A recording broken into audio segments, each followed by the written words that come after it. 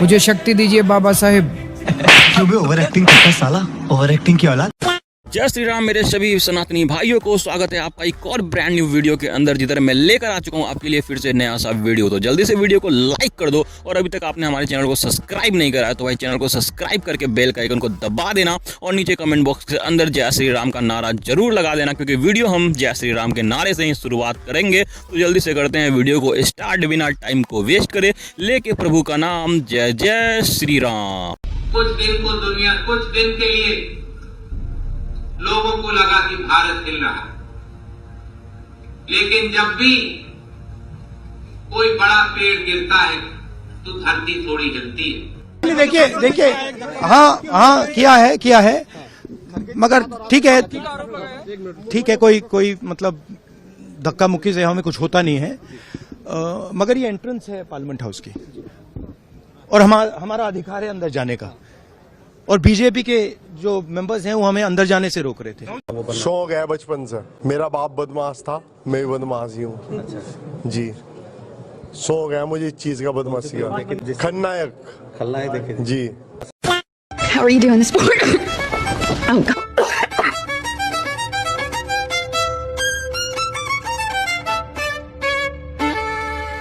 हम चलते हुए आ रहे हैं, उन्होंने मकर से आगे रोकने के लिए वहां बैठे।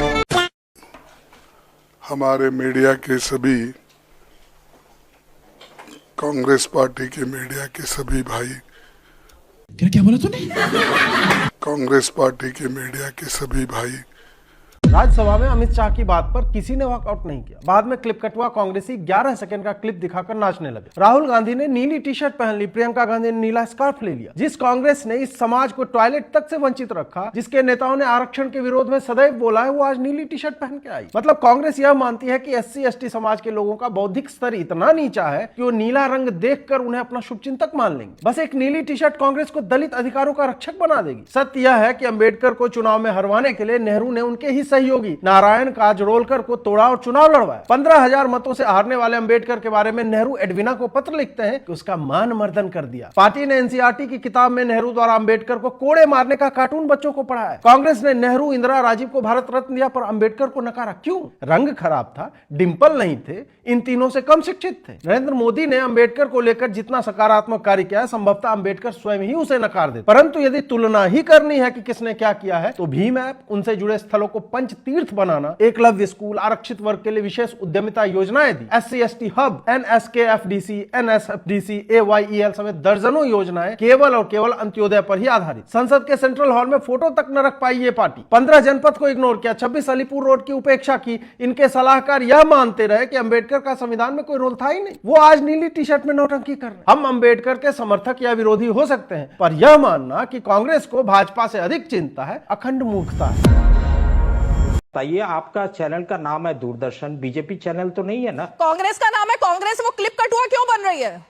नहीं, क्यों आप इस तरह क्यों आधी जानकारी दे रही है? क्यों आधी जानकारी दे रही है कांग्रेस? नहीं है। क्यों देश की जनता को भ्रमित कर रही है? बोला है कि नहीं अम्बेडकर? उसके बाद क्या बोला है वो आपको सुनाई नहीं दिया?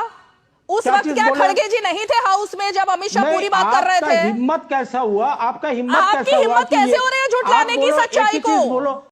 अंबेडकर, अंबेडकर, अंबेडकर, अंबेडकर, बाबा साहिब अंबेडकर, अंबेडकर, अंबेडकर, अंबेडकर, अंबेडकर, अंबेडकर, अंबेडकर, अंबेडकर। अरे दीदी भैया, सिर्फ नाम लेने से समर्थन नहीं दिखाया जाता, क्योंकि आज पूरा देश आपकी और आपके पप्पू की पार्टी की असलियत जानता है कि किस तरीके से कांग्रेस पार्टी ने हमेशा से बाबा साहेब अंबेडकर का अपमान किया है। और अगर सिर्फ नारे लगाने से आपको लगता है कि आप बीजेपी को एंटी अंबेडकर दिखा दोगे, वो काम नहीं करेगा। और आप कितना भी कांग्रेस की इमेज को कवर अप करने की कोशिश कर दो, पूरा देश असलियत जानता। हम राहुल गांधी जी को कहने गए, सदन के भीतर राहुल गांधी जी 4 आदमी के साथ करे।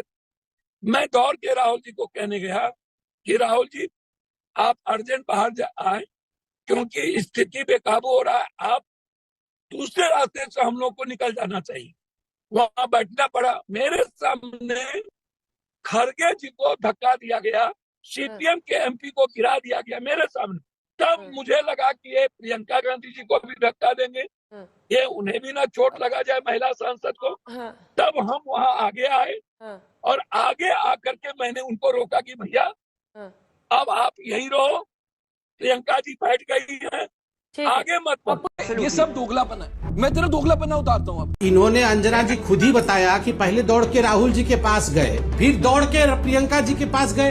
राहुल जी अलग जगह थे, प्रियंका जी अलग जगह थी, और व्हील चेयर भी अलग जगह था। एक त्रिकोण था, प्रियंका जी बीच में थी, राहुल जी इस कोने में, व्हील चेयर उस कोने में। तो ये दौड़ करके पूरा त्रिकोण पूरा कर पाए पप्पू जी दौड़ के कर दिए, मगर दूसरे वाले हमारे मतलब राहुल जी वो नहीं मूवमेंट कर पा रहे हैं। तो यही केस क्लोज हो गया, नंबर 1।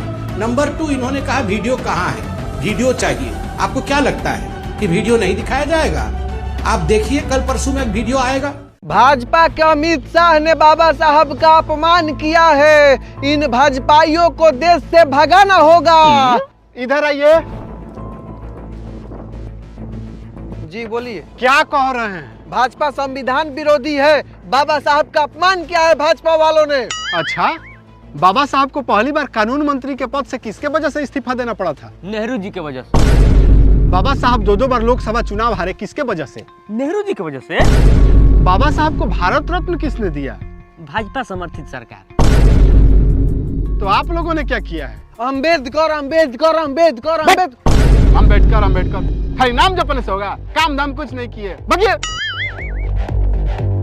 करना धरना कुछ नहीं है, खाली राजनीति करना है।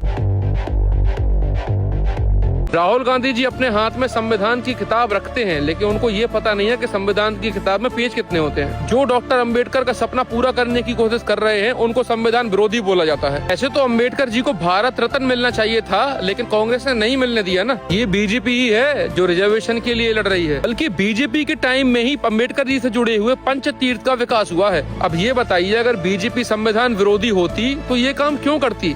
कमेंट बॉक्स खुला हुआ है, उसमें लॉजिकल आंसर जरूर दें। जय श्री राम। किसी को धक्का मारा, ये वो मेरी आंखों के सामने आप सब ने देखा होगा, खड़गे जी को धक्का मार के जमीन पे गिराया। उसके बाद एक सीपीएम के एमपी को धक्का मारा, उनके ऊपर गिरे, खड़गे जी के ऊपर। मैंने सोचा टांग टूट गई होगी। बाप के जूते घिस गए बच्चों को पढ़ाने में, बच्चे टाइम वेस्ट करते रहे मस्जिद के सामने डीजे लगा के नाचने में। खैर, जिन्हें जो करना था वो कर गए। सुना है यूपीएससी में 51 अब्दुल पास हो गए। बधाई हो अनबख्तो, आप डीजे पे नाचते रहो। अभी बता दे भाई, अभी बता। माँ बाप के जूते घिस गए बच्चों को पढ़ाने में, और बच्चे बिजी रहे मंदिरों पर पत्थर उड़ाने में। 2845 लोगों ने यूपीएससी क्लियर किया है। 33% हो, कम से कम 850 तो होते उस हिसाब से। 51 पे खुश हो, क्या हुआ? बाकी 800 के सर पे क्या पंडाल मंदिर वाले पत्थर उल्टे चढ़ गए, या फिर मदरसा ज्ञान की वजह से तुम्हारे पाँव उखड़ गए? बधाई हो मेरे पास होने वाले भाइयों, और इनको बिजी रहने दो पत्थरबाजी में। तो हमने दिल्ली सरकार में और पंजाब सरकार में आदेश पारित कर दिया है कि हर दफ्तर के अंदर इन दोनों की तस्वीर लगाई जाएगी। मेरी तस्वीर नहीं लगाई जाती। आप किसी सरकार में चले जाओ, उस सरकार में उसके मुख्यमंत्री की तस्वीर लगती है हर दफ्तर में। आप केंद्र सरकार में किसी दफ्तर में चले जाओ, वहां पे मोदी जी की और राष्ट्रपति जी की तस्वीर मिलेगी। दिल्ली सरकार के दफ्तर में केजरीवाल की या आतिशी जी की तस्वीर नहीं मिलेगी, वहां पे बाबा साहब अम्बेडकर की और भगत सिंह की तस्वीर मिलेगी आपको। सच में मैं नहीं मानता। सही पकड़े हैं। पीछे देखो, पीछे पीछे तो देखो। अब मेरा मुंह निकल गई, मेरी जबान टूट गई। मैं खुद व्यक्तिगत तौर पे उनको अपना आदर्श मानता हूँ। उनके बताए हुए रास्ते पे चलने की कोशिश करता हूँ। जब भी कभी जीवन में मुझे कठिनाई महसूस होती है, उनकी जीवनी उठा के पढ़ लेता हूँ। उनका संघर्ष हमें प्रेरणा देता है।